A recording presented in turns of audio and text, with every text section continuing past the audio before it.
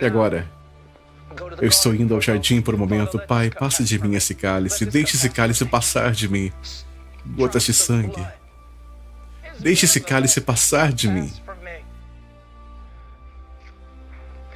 Esses pregadores. Oh, eles dizem, oh, Jesus não queria ir àquela cruz romana. Isso é mentira. Oh, Jesus, esses pregadores carismáticos, Jesus temia o diabo. Blasfêmia. Oh, aquela cruz romana, aquele chicote, ele não queria passar por isso, absurdo. Deixe-me fazer uma pergunta. Só por um segundo eu quero que você pense sobre isso por um momento. Após a morte e ressurreição de Jesus Cristo, desde aquele tempo, é estimado que 50 milhões de homens, mulheres e crianças tenham morrido por suas profissões de fé em Jesus Cristo. Eles morreram como mártires. A igreja primitiva atravessou através dos tempos, dos puritanos e da reforma, você sabe. Mas vamos somente usar a igreja primitiva como exemplo. Muitos dos seguidores de Jesus foram crucificados. Não só crucificados, eles foram crucificados de cabeça para baixo. Não só crucificados de cabeça para baixo. Eles eram cheios de piche, cobertos com piche e queimados no fogo para prover luzes para as ruas de Roma. Mas muitos daqueles seguidores de Jesus, sendo levados em correntes para serem crucificados, cantavam hinos cheios de alegria. Você realmente acredita que o capitão da nossa salvação está em um jardim, se acovardando por causa de uma cruz, embora seus discípulos foram a mesma cruz, com alegria em seus corações? Você acha que o capitão de nossa salvação é tão fraco? Pense, homem! Jesus não estava com medo de uma cruz ou de uns pregos, de uma lança ou de uma coroa de espinhos. O que havia no cálice? Eu nunca vou me esquecer, eu estava em uma escola reformada. Escola teologicamente reformada há vários anos atrás. Eu fui lá e disse, bem, vocês chamaram aqui para pregar, estou aqui. Eles disseram, você irá pregar no auditório, e eu disse, maravilhoso, quais as idades? E eles disseram, bem, jardim da infância, até 12 anos de idade. Bem, eu estarei ensinando sobre propiciação. É meio que um ancoradouro largo, vocês não acham? Eles disseram, não será um problema, Sr. Walsher. Então eu entrei lá. E enquanto eu estava pregando, eu parei e disse, o que havia no cálice? O que foi aquilo que fez Cristo estremecer? E eu nunca vou me esquecer daquela pequenina de 8 anos de idade que levantou a mão e eu disse sim, ela ficou de pé. E ao lado da sua carteira ela disse, Sr. Walsher, a ira de Deus estava no cálice. O ódio ardente de Deus por tudo que é mal estava no cálice.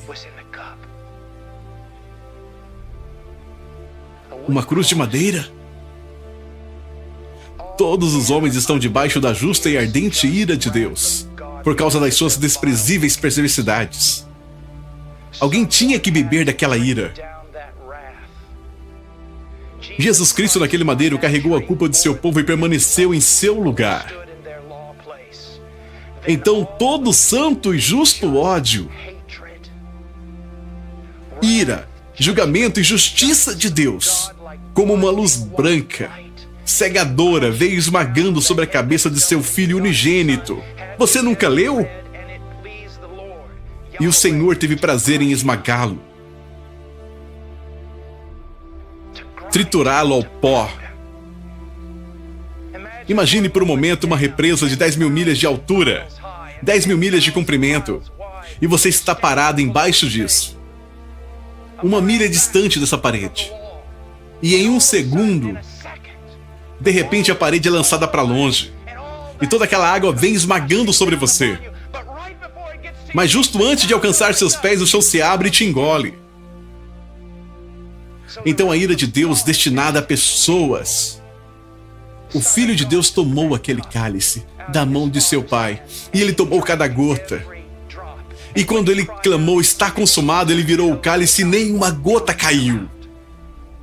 Ele tomou tudo. Se eu fosse resumir o cálice da ira, no Velho Testamento seria algo assim, Deus dizendo, por causa da perversidade e da rebelião das nações, eu lhes enviarei toda a força da minha ira. E eu lhes entregarei o meu cálice, e eu lhes farei tomar, e eles a tomarão, e eles titubearão, e eles morrerão. Mas daquele madeiro, Cristo bebeu o cálice. Vocês já ouviram falar da história sobre Abraão e seu filho? Vá àquela montanha e sacrifique seu único filho. Abraão vai àquela montanha em obediência. Ele amarra seu filho. Seu filho não oferece resistência ao que parece. O velho pai vai à faca, repousa sua mão sobre a fronte de seu filho. E quando a faca vem abaixo, ele é detido. Deus proverá.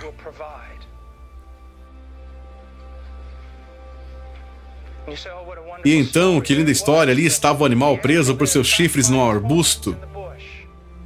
Que final lindo para a história. Não era o final, era o intervalo.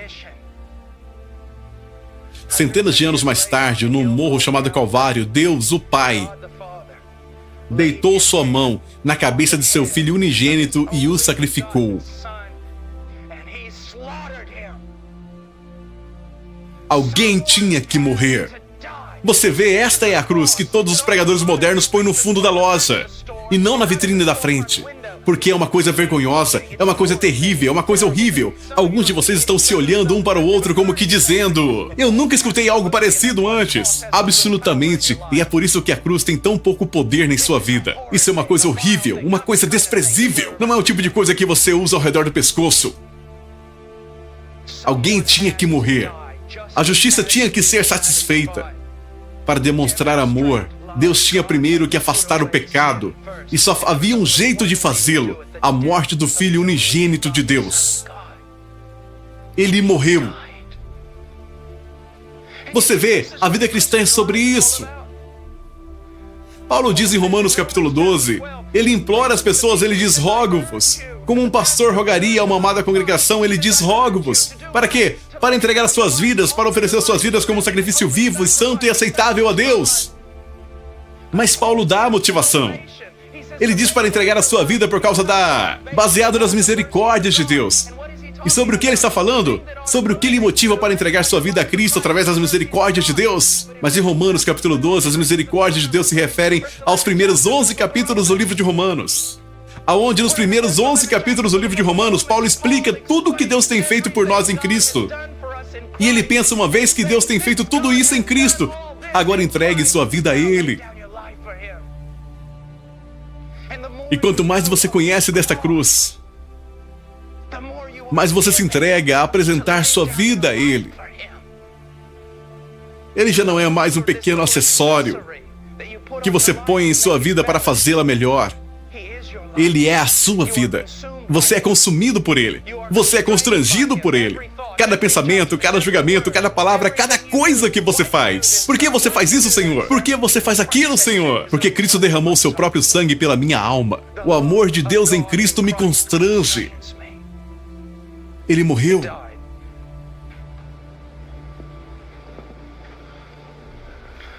Autor do sacrifício, a criação envia o chamado. Autor do sacrifício, uma vida para pagar por todas. Autor do sacrifício, um único inocente deve ser assassinado. Autor do sacrifício, e traga de volta os homens a Deus novamente.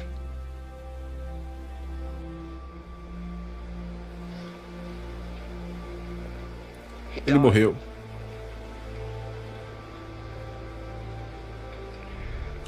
É maravilhoso o que o Espírito pode fazer quando ele está aqui. É incrível o que não é feito quando ele não está.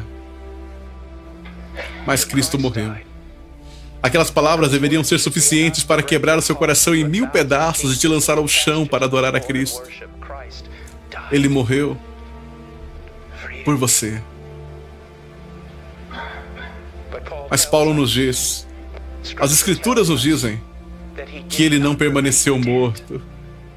Não é só a morte de Jesus que nos salva, é também a ressurreição de Jesus Cristo.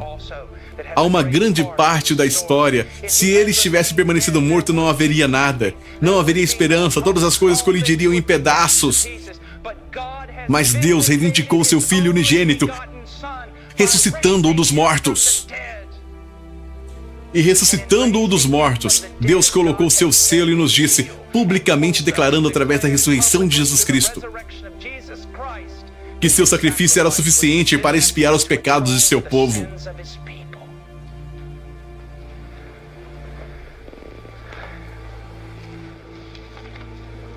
Cristo morreu. Cristo ressurgiu novamente dos mortos. E Cristo ascendeu 40 dias depois à destra de seu Pai. Glória a Deus. Louvado seja o Senhor.